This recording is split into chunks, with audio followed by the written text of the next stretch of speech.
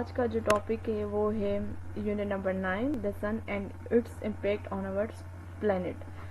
तो ये क्लास 3 की जनरल साइंस का टॉपिक है। इस यूनिट के 4 चैप्टर्स हैं।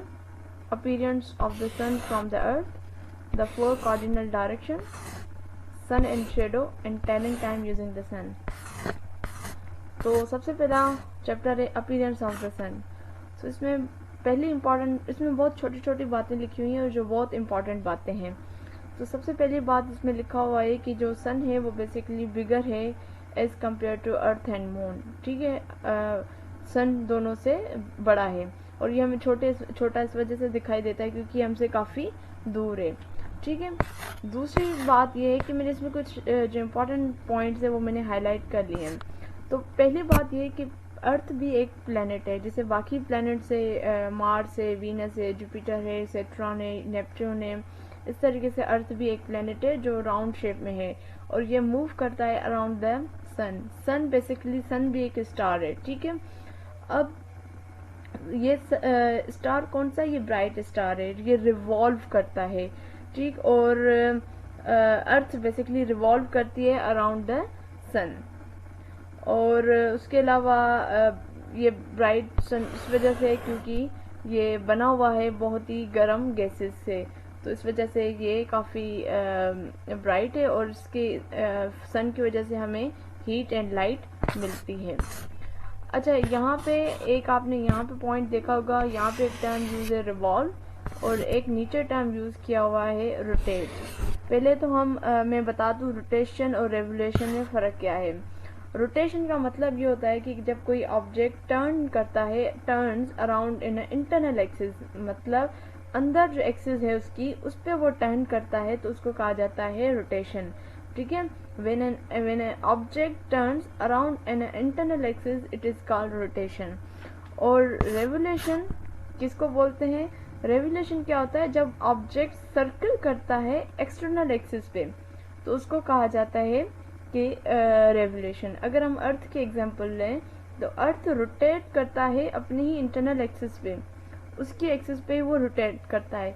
जब हम बात कर रहे हैं कि सन जो अर्थ है वो सूरज के आस मतलब राउंड सर्कल करती है, उसके सराउंडिंग घूमती है, तो वो बेसिकली क्या करती है, वो रिवॉल्व करती है। ठीक है, ये दो बातें आपने जहन में रखनी है। अब जब ज़मीन जो है अपनी एक्सिस पे रोटेट करती है तो उसी की वजह से ही डे और नाइट का डिफरेंस आता है। ठीक है, जब वो एक रोटेशन कंप्लीट करती है इसका मतलब है कि वो उसने पूरा एक दिन कंप्लीट किया हुआ है। तो एक पार्ट उसका हमें डे होता है और एक पार्ट नाइट होती है। अगर जो पार्ट ज़मीन का, मतलब अगर हम इस पिक्चर को देखें, ठीक है, ये अर्थ है, अब जो वाला पार्ट सूरज के सामने आ जाएगा उस तरफ डे होगी और ज़मीन का जो पार्ट इस तरफ आ जाएगा, मतलब ये इस तरफ हो गया तो वहाँ पे सूरज के अगले तरफ चला गया तो वो पार्ट कौन सा होगा, वहाँ पे रात होगी। तो यही फ़र्क है। अगर अब इस वक्त जब रात हो रही है हमारे यहाँ तो कहीं पे अभी क्या हो रहा होगा, सुबह हो रही होगी। तो ये पूरा सा फ़र्क है। ये सारा किसकी वजह से होता है? रोटेशन की वजह से होता है। अब सूरज जो है सुबह को राइजिंग होता है, शाम को सेटिंग उसको बोलते हैं कि द सन इज सेटिंग। ठीक है, सेट हो रहा होता है। तो ये भी बेसिकली एक और बात है कि सन जो है वो मूव नहीं कर रहा, वो एक ही जगह पे होता है। मूव क्या कर रही होती है, रोटेट क्या कर रही होती है? रोटेट बेसिकली अर्थ कर रही होती है। हमें लग रहा होता है कि हम एक ही जगह पे हैं और सूरज यहाँ से वहाँ, ईस्ट से वेस्ट की तरफ, वेस्ट से मतलब जा रहा है। ठीक है, ऐसा कुछ नहीं होता। मतलब क्या है कि अर्थ जो है वो रोटेट कर रही है। अच्छा, यहाँ पे इस पिक्चर को देखते हुए हम कुछ और बातें कर रहे हैं। अच्छा, इस पिक्चर में इन्होंने ये बताया है कि जैसे जैसे ज़मीन जो है पूरे दिन में चक्कर खा रही होती है, रोटेट कर रही होती है, तो हम more and more of the sun until, ठीक है, देख रहे होते हैं। मतलब यहाँ से स्टार्ट हो रही है 1 से, ठीक है, यहाँ पे मैं लिख रही हूँ 1 से स्टार्ट हो रही है, फिर ये थोड़ा आगे आएगा, फिर ये ऊपर आ जाएगा, फिर दोपहर को बिल्कुल सर पे होगा, फिर आहिस्ता आहिस्ता कम होता और ये शाम को जो है ग्रूप हो जाएगा सूरज। तो ये बेसिकली किसकी वजह से? ये अर्थ जो रोटेट करी उसकी वजह से। और जैसे एक और यहाँ पे बात इन्होंने की है कि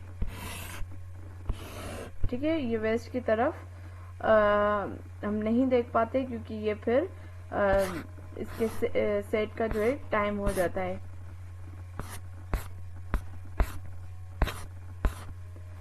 अब chapter number 2, the 4 cardinal directions. अब 4 कार्डिनल डायरेक्शंस कौन सी हैं, जैसे ईस्ट, वेस्ट, नॉर्थ, साउथ, ये 4 डायरेक्शंस हैं। अब हम ये डायरेक्शन कैसे बताते हैं, 2 मेथड्स उन्होंने यहाँ पे बताए हैं कि 2 मेथड्स हैं बेसिकली जिसके थ्रू हम डायरेक्शंस बताते हैं। एक मेथड तो ये है कि हम सूरज की डायरेक्शन को देखते हुए हम बताएं कि शेडो कहाँ बन रहा है, उस हिसाब से हम ये है ना, uses the rising and setting of the sun as directional reference to the point. ठीक है, कि अगर फॉर एग्जांपल सूरज निकल रहा है सुबह का हो तो हम कहेंगे जी ईस्ट है, चाहे हमें नहीं पता, हम कहीं पे भी और हम सिर्फ देख रहे हैं कि सूरज यहाँ से निकल रहा है तो हम कहेंगे जी हाँ ये ईस्ट है, क्योंकि यहाँ से सूरज निकल रहा है, और वेस्ट क्योंकि वहाँ पे सनसेट हो रही है। तो ये एक तो मेथड ये है जिसके थ्रू हम बताते हैं ईस्ट और वेस्ट का। ठीक है, अब बाकी जो 2 रिमेनिंग कार्डिनल है नॉर्थ एंड साउथ, वो हम कैसे बताते हैं, और ये दोनों जो है ना, they are perpendicular to the first 2, ये दोनों परपेंडिकुलर होते हैं जो फर्स्ट 2 ऊपर हैं उनके। अब सेकंड मेथड क्या है, the poles of the earth, the north pole and south pole is directional reference point.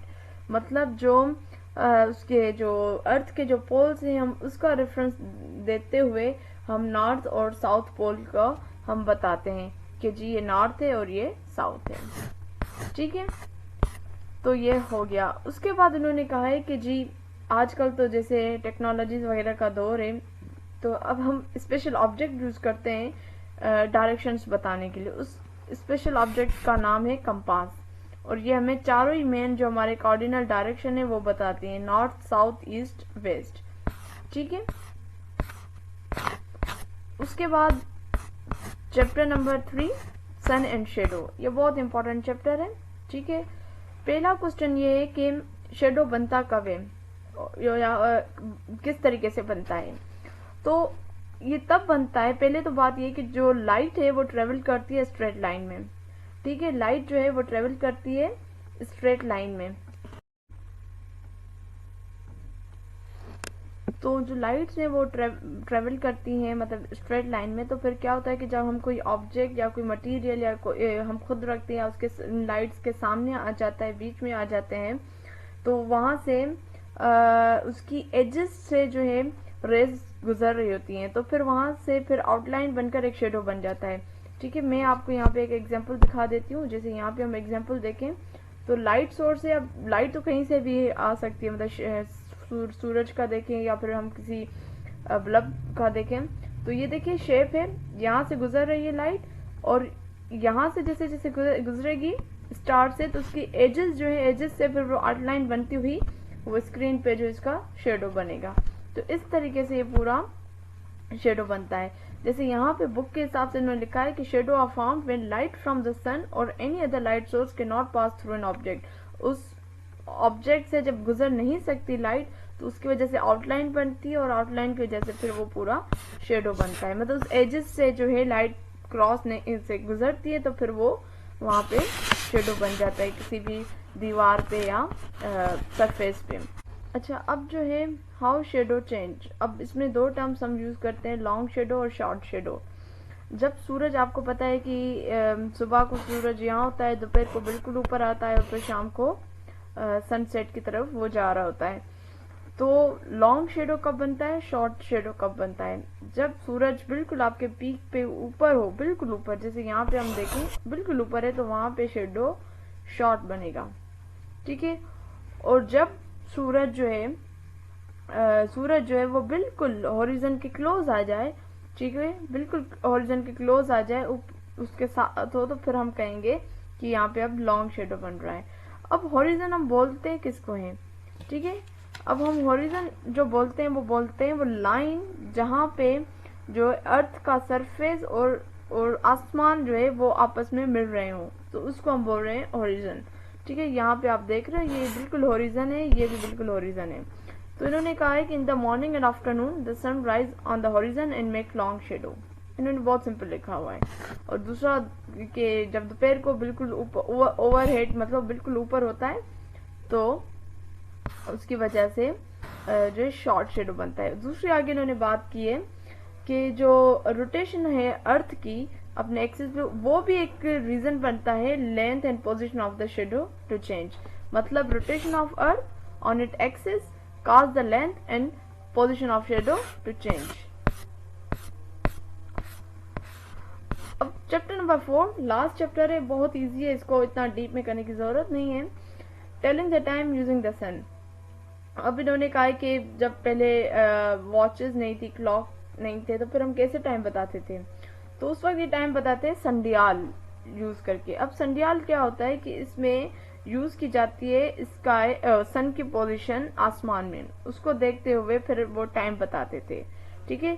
और फिर शेडो की देखते हैं कि शेडो कहाँ बन रहा है, कैसे बन रहा है, उसको भी देखते हुए वो संडियाल के हिसाब से फिर वो बता देते कि जी अब इतना टाइम हुआ है, ठीक है। तो बेसिकली होती क्या थी, length and the position of shadow वो हेल्प करती थी लोगों को टाइम बताने में पुराने दौर में। तो ये थी आज की वीडियो। उम्मीद है कि आपको वीडियो अच्छी लगी होगी। अगर अच्छी लगी है तो कमेंट ज़रूर करें। और कुछ लोग कहते हैं कि जी इसको डीप में करें या एक एक चैप्टर अलग करें, तो जी ये क्लास 3 है, ये सारी चीज़ें आगे 6, 7, 8 क्लास में रिपीट होंगी, इसलिए मैं इनको ज़्यादा डीप में नहीं जा रही, ताकि आगे हम चैप्टर वाइज फिर हम आगे जाएंगे, ठीक है। तो नेक्स्ट वीडियो तक अल्लाह।